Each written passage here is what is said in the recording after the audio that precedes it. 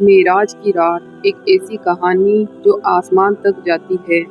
مکہ کی رات، چاروں طرف خاموشی تھی، ستارے آسمان میں ٹمٹما رہے تھے، لیکن اللہ کے پیارے نبی صلی اللہ تعالیٰ علیہ وسلم کا دل غم سے بھرا ہوا تھا۔ کچھ ہی مہینوں پہلے ان کا سایہ چھن گیا تھا۔ حضرت خدیجہ رضی اللہ تعالیٰ عنہا جو ہر درد میں ساتھ تھی، اور پھر چچا ابو طالب جو ڈھال بن کر کھڑے رہتے تھے۔ طائف کی گلیوں میں پتھر پڑے تھے، خون بہا تھا، لیکن نبی صلی اللہ تعالیٰ علیہ وسلم کی زبان سے بد دعا نہیں نکلی، صرف دعا نکلی۔ اسی رات جب زمین نے نبی صلی اللہ تعالیٰ علیہ وسلم کو درد دیا، آسمان نے انہیں بلایا۔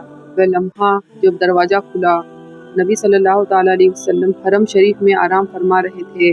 اچانک نور سے بھری روشنی پھیلی۔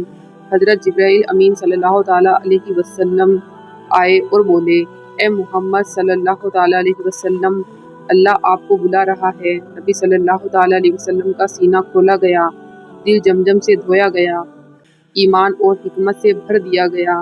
باہر ایک سواری کھڑی تھی، براق، جو بجلی سے بھی تیز تھا، اور شروع ہوا وہ سفر جس کی مثال پوری کائنات میں نہیں۔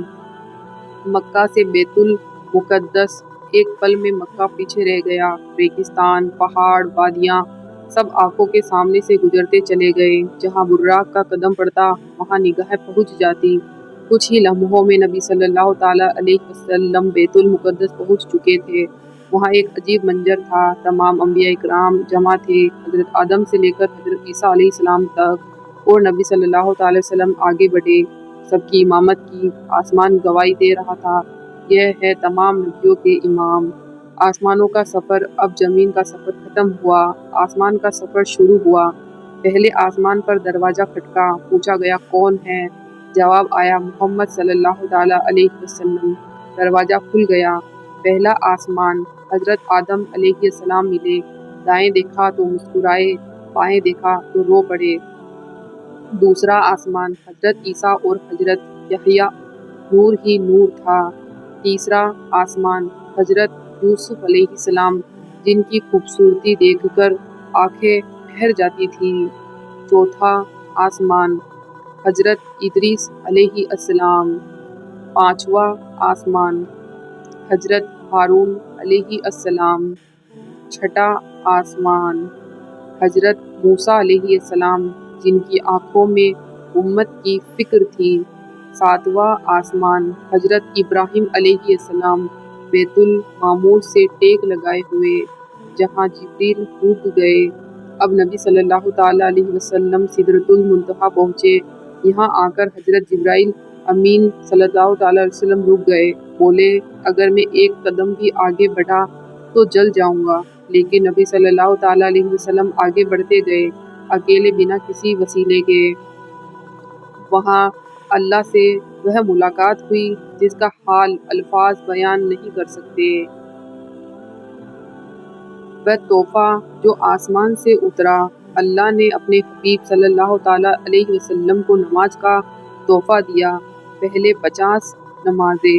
واپسی میں حضرت موسیٰ علیہ السلام نے کہا، آپ کی امت سے نہیں ہوگا۔ بار بار عرض ہوئی، یہاں تک کہ 5 نمازیں رہ گئی، لیکن اللہ نے فرمایا ثواب 50 کا ہی رہے گا۔ جنت اور جہنم۔ نبی صلی اللہ تعالیٰ علیہ وسلم کو جنت دکھائی گئی، نہریں، محل، سکون، اور جہنم بھی، جہاں غیبت، جھوٹ اور ظلم کرنے والوں کا انجام تھا، تاکہ امت سمجھ جائے اور سنبھل جائے۔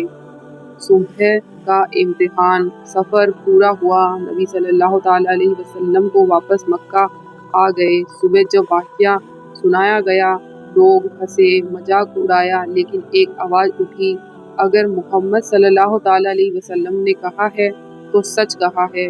یہ آواز تھی حضرت ابوبکر صدیق رضی اللہ تعالیٰ عنہ کی۔ کہانی کا آخری پیغام۔